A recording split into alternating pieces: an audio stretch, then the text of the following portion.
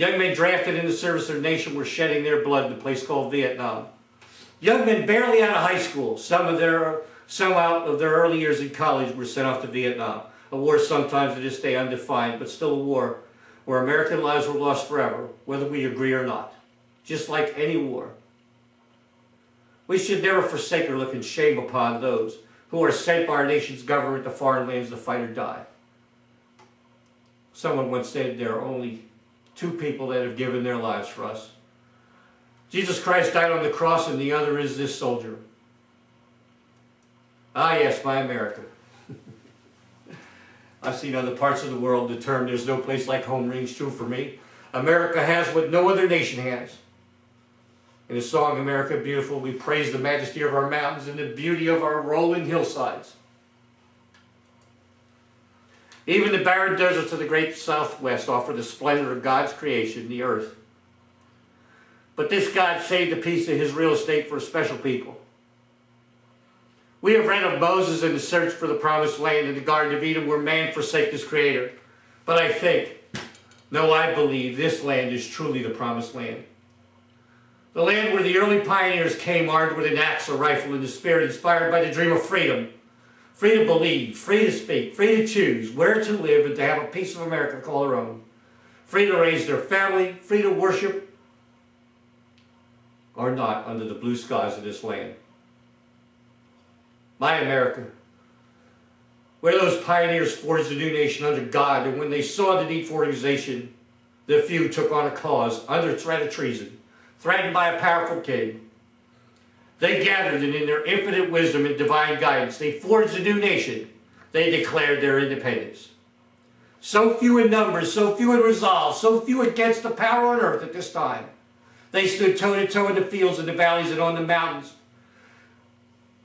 These wilderness-toughened pioneers that called themselves Americans defeated their oppressor, and in the early dawn of the Republic, they handed to the people and to the world a document forged in blood, stronger than steel, and as strong as our will to keep it. The people then asked only one thing in this government, by the people, of the people, and for the people, and that was, leave me alone. My America.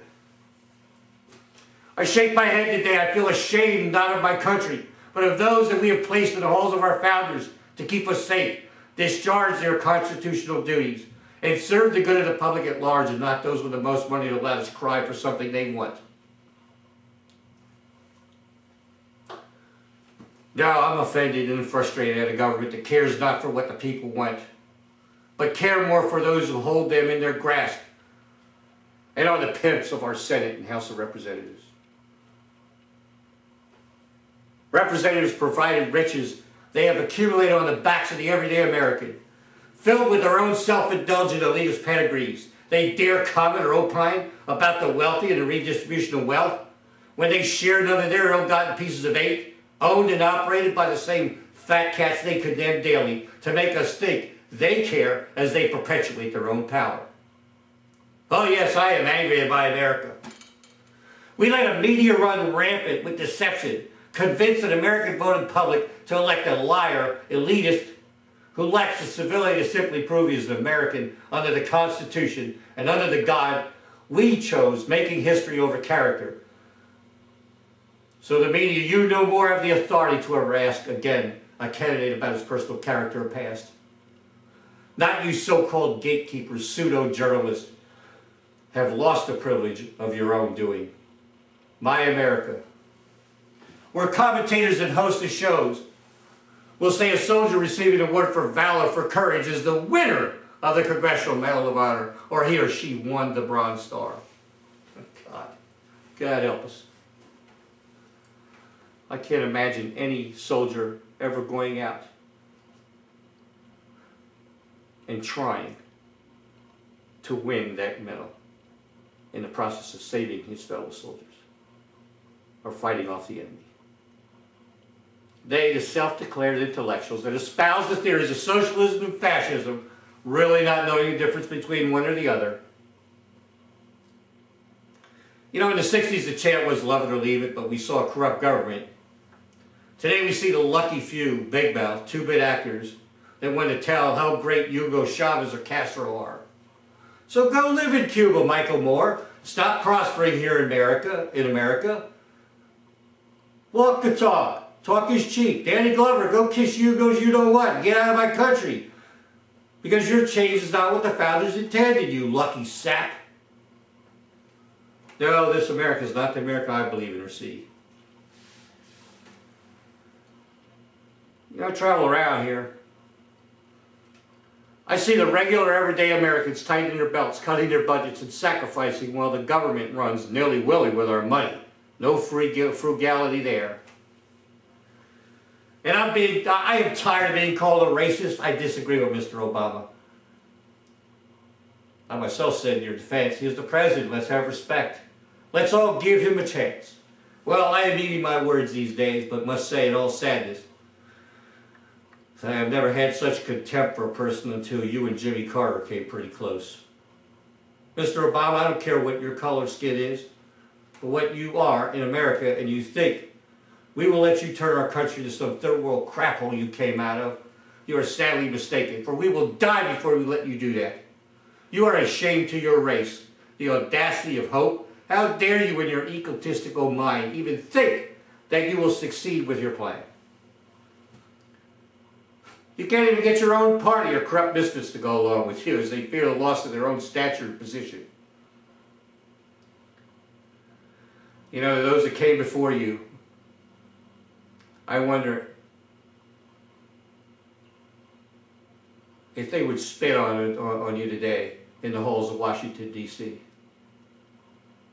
But you're not worthy of their spit. You have violated your constitutional oath.